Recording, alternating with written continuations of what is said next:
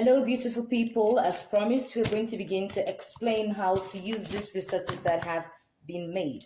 Now, we all agree that teachers and parents collectively want to improve learning readiness, attention span, focus, memory, emotional regulation, and coordination.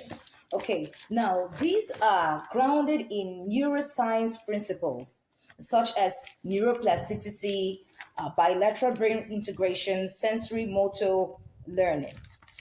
These activities can be called neuromotor integration activities, brain based movement and strategies. Okay, some say cognitive activities and exercises, and some people say cognitive activation exercises. Some say cross lateral brain integration activities here, or bilateral brain integration activities, and sensory motor learning activities, and so forth.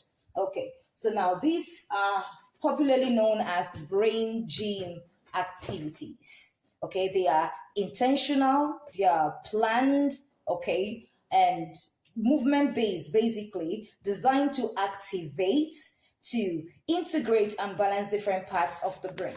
So we're going to start with this one. This one is just a normal game, okay? Now, not all coordination activities are brain gym or neuromotor integration activities or sensory motor learning activities, but most times, most brain gym activities are coordination activities.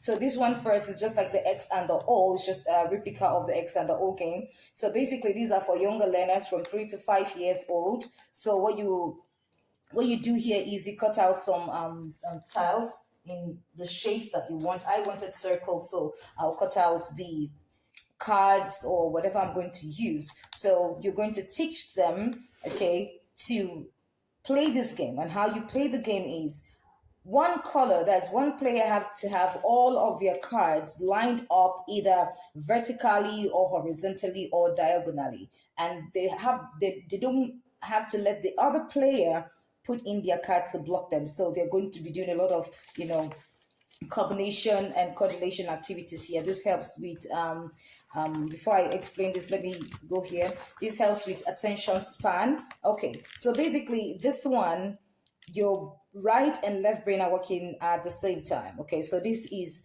a learning readiness and focus activity. So you will give the learners two markers. Don't use permanent markers. And if you look closely, you see that I already used transparent sellotape to seal it so that I can write on it. So basically, they are going to follow through. So they should do it in a certain position or whatever position you feel that they feel comfortable in. So they go this way, they go.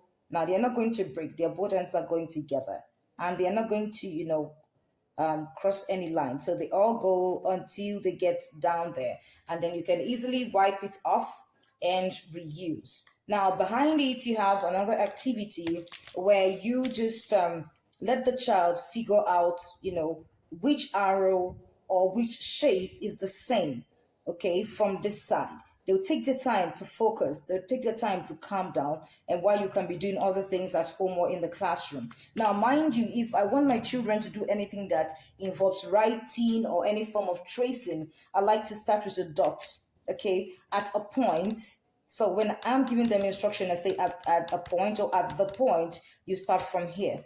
So that helps. Also, this one is this is also a cross-lateral brain integration activity. Okay, so they are using their both hands at the same time. For me, I like to kill so many birds with one stone as a teacher. Now I don't like my work or whatever we're going to do or display to just be there. I like it to be interactive. Let something entice the children. Let something interest them. Okay, so they have to interact with this. So I did it. So if a child feels like, okay, I want to use red, I'm going to provide you with a red marker. If I want to use black all through, that's fine. If maybe I want to play around the color, Miss Anna, what if I use green to do this? How is it going to be? So these are the reasons why I do what I do. And like I explained earlier, for every time they have to start this is a pre-writing activity. So for every time they have to start their lines. I use the vocabulary standing and sleeping lines. For every time they have to start their lines, there is a dot showing where they have to start from. There's a point showing everywhere where they have to start from.